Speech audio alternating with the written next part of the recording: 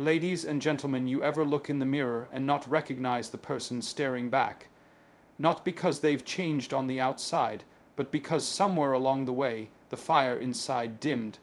Life has a way of doing that, of chipping away at you, of whispering lies that you're not enough, that your time has passed, that failure is the end. But I'm here to tell you, that's not your story unless you let it be. Rebuilding yourself isn't about starting over, it's about remembering who you were before the world told you who you should be. It's about digging deep, past the doubt, past the pain, past every no you've ever heard, and finding that unshakable core that says, I'm still here. And if you're still here, you're still in the fight. You think the great ones never fell. You think the ones who changed the world never tasted defeat. Every setback is a setup for a comeback, but only if you choose to see it that way. You don't rebuild by waiting for the storm to pass. You rebuild by learning to stand in the rain, by understanding that failure isn't the opposite of success, it's part of it. Every mistake, every loss, every time you got knocked down, those aren't your failures. Giving up is. So how do you rebuild? You start with the foundation. You look at what's broken and you ask yourself, what can I control? Not the past, not what people say about you, not the opportunities you missed. But right now, this moment, your attitude, your effort, your discipline, your faith, that's where the power is. And let me tell you something about discipline. It's the bridge between goals and accomplishment. You want to rebuild, you want to rise, then you've got to put in the work when nobody's watching, when it's hard, when it hurts, when the world tells you to quit. Because greatness isn't born, it's built. Brick by brick, day by day, and don't you dare think you're alone in this. Every person who ever achieved anything worth having faced the same doubts, the same fears. The difference, they kept going. They understood that the pain of regret is far worse than the pain of discipline, that the temporary discomfort of growth is nothing compared to the lifelong agony of wondering, what if? So what's your excuse? Too old? Tell that to the man who reinvented himself at 50. Too late? Tell that to the woman who went back to school at 60. Too broken? Tell that to the soldier who lost everything and still found a way to stand. You are not your mistakes. You are not your past. You are not what others say about you. You are what you choose to become, and that choice starts today, right now. Rebuilding yourself means taking responsibility. Not blaming the world, not waiting for permission, not expecting a handout. It means looking in the mirror and saying, if it's gonna be, it's up to me. And then doing something about it, every single day. You want strength, you build it. You want wisdom, you earn it. You want respect, you live it. There are no shortcuts, no magic words. Just you, your will, and the relentless pursuit of the best version of yourself. So get up, dust off, look fear in the eye and tell it, you don't own me. Look doubt in the face and say, I've heard you before and I'll hear you again. But you won't stop me. Because here's the truth. The world doesn't need another person who gave up on their dreams. It needs fighters, believers, doers. It needs you. Not the broken version, not the defeated version, but the rebuilt, relentless, unstoppable version. Failure is not the end, it's fuel. Let that sink in. Because somewhere along the way we got it twisted. We started believing that stumbling means the race is over, that falling means you're out of the fight. But that's not how this works. That's not how life works. Every single person who ever achieved anything of significance has tasted defeat. Not once, not twice, repeatedly. The difference between those who rise and those who stay down isn't talent, luck, or even circumstance. It's what they do with that failure. Do they let it bury them, or do they let it burn inside them, a fire that refuses to go out? Think about it. What if every time you fell, you saw it as a lesson instead of a loss? What if every rejection, every closed door, every no was just redirection? The greatest inventions, the most groundbreaking discoveries, the most legendary careers, they weren't built on a straight line of success. They were forged in the fires of trial and error, of getting it wrong before finally getting it right. Thomas Edison didn't fail 1,000 times before inventing the light bulb. He found 1,000 ways that didn't work. That's not failure. That's progress. That's fuel, but here's where most people get it wrong. They take failure personally, they let it define them, they internalize it as proof that they're not good enough, not smart enough, not destined for greatness. And that's the biggest lie you could ever tell yourself. Failure isn't the universe rejecting you, it's the universe preparing you. It's stripping away what doesn't work, sharpening your instincts, and building your resilience. Every time you get knocked down, you have a choice. Stay on the ground and accept defeat, or get up, wiser and stronger than before. Let me ask you something. When a baby learns to walk, do they fall once and quit? No, they tumble, they wobble, they face. Land more times than they can count, but they keep going. Why? Because the desire to walk is stronger than the fear of falling. Somewhere along the way, we lose that. We start fearing the fall more than we crave the destination. We let embarrassment, shame, or disappointment keep us from trying again. But what if you shifted your mindset? What if you saw every failure as a necessary step, not a dead end? Look at any champion, any icon, any legend in their field. Their stories aren't filled with unbroken streaks of victory. They're filled with comebacks. Michael Jordan was cut from his high school basketball team. Oprah was fired from her first television job. Walt Disney was told he lacked imagination. What separated them from the rest? They didn't see failure as the end. They saw it as information. They analyzed it, learned from it, and used it to adjust their approach. They understood that failure isn't the opposite of success, it's part of it. So how do you turn failure into fuel? First, you stop taking it personally. Failure isn't about you. It's about the approach. If something didn't work, it doesn't mean you're a failure. It means your method needs refining. Second, you extract the lesson. Every setback carries wisdom. What went wrong? What could you do differently? How can you improve? Third, and this is the most important, you keep moving. You don't wallow. You don't let doubt paralyze you. You take what you've learned, adjust your strategy, and try again. Because here's the truth. Success isn't about avoiding failure. It's about persisting through it.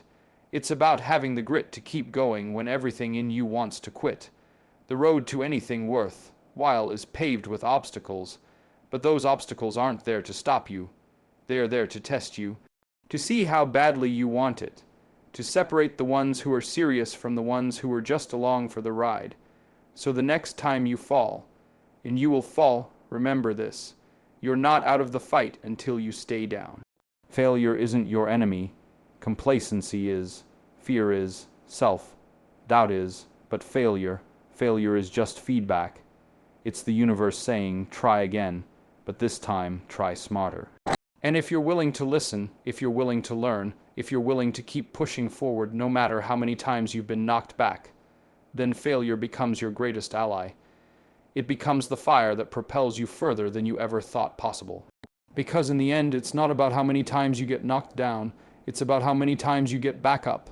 And if you're still breathing, you're still in this. So get up, adjust your stance, and go again. Discipline is the bridge between who you are and who you want to be. Let that truth settle into your bones, because nothing worth having comes without it. Not greatness, not success, not the life you dream about when no one else is watching. You can have all the talent in the world, all the potential, all the big ideas. But without discipline, they're just ghosts of what could have been. Dreams don't work unless you do, and discipline is the work. See, discipline isn't glamorous. It doesn't show up in highlight reels or victory speeches. It happens in the dark, in the quiet, in the moments when no one's clapping for you. It's the alarm going off at 5 a.m. when your body begs for 5 more minutes. It's the extra rep when your muscles are screaming to quit. It's choosing the book over the binge watch, the savings over the splurge, the long-term grind over the short-term high. Discipline is the daily decision to do what you said you would do, even when you don't feel like doing it. And that's where most people lose the fight.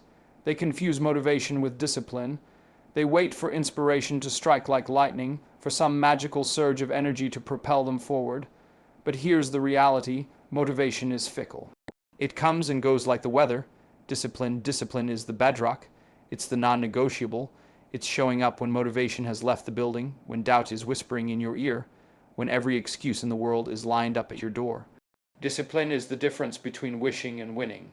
Think about the people you admire, the athletes, the artists, the entrepreneurs, the leaders. What separates them isn't some secret formula or divine favor. It's discipline. They put in the hours when no one was watching. They said no to distractions so they could say yes to their destiny. They understood that excellence isn't an act. It's a habit, a daily, relentless, unglamorous habit. You don't accidentally become great. You don't stumble into success. You build it brick by brick, day by day, through the unyielding power of discipline. And here's what discipline really is: self-respect. It's looking in the mirror and knowing you didn't cut corners. It's the quiet pride of knowing you gave your all, even when no one else would have known if you didn't. It's the confidence that comes from knowing you can trust yourself, that when you make a promise to yourself, you keep it.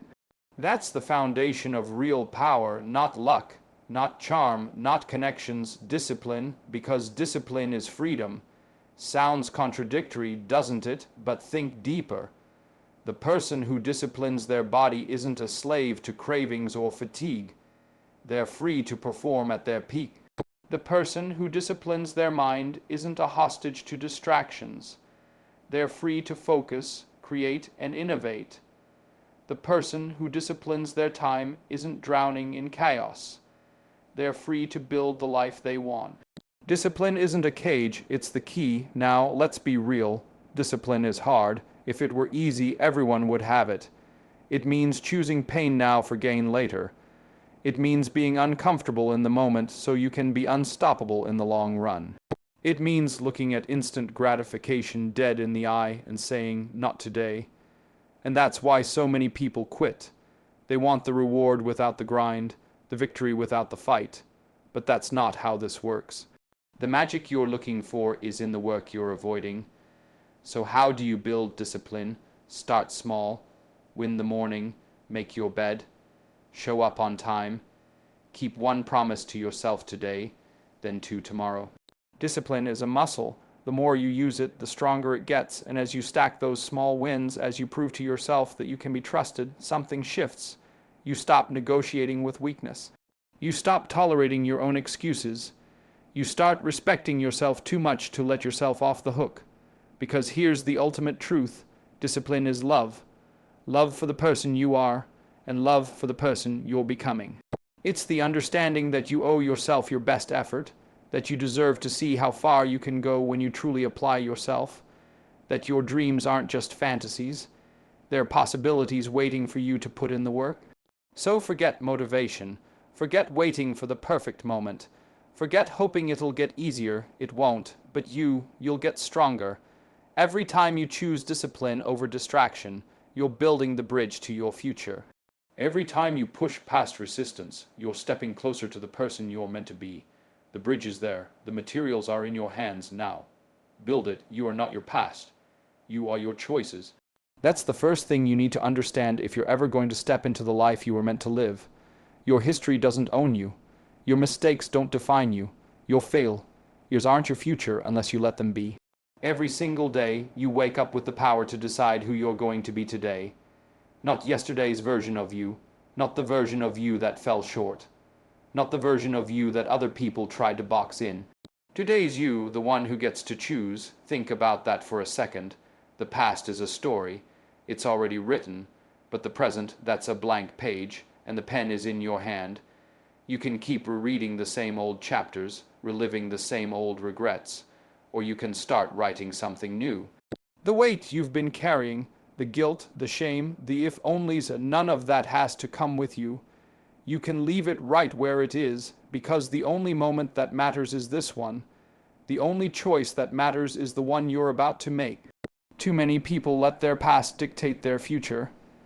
They think because they've been a certain way, they have to stay that way. Because they've failed before, they'll fail again. Because they were told they weren't good enough, they believe it.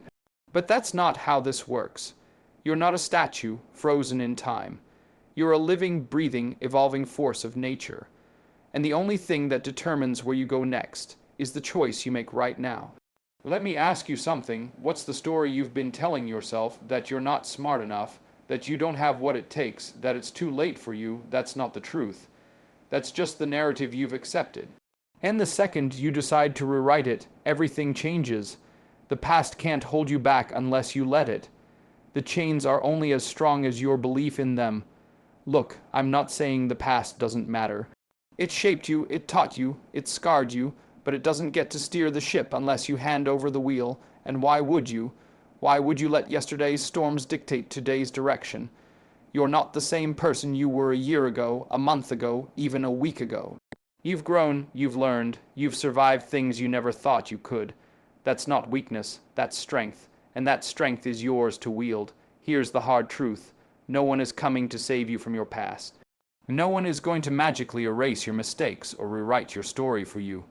That's your job, and the beautiful part, you don't need permission.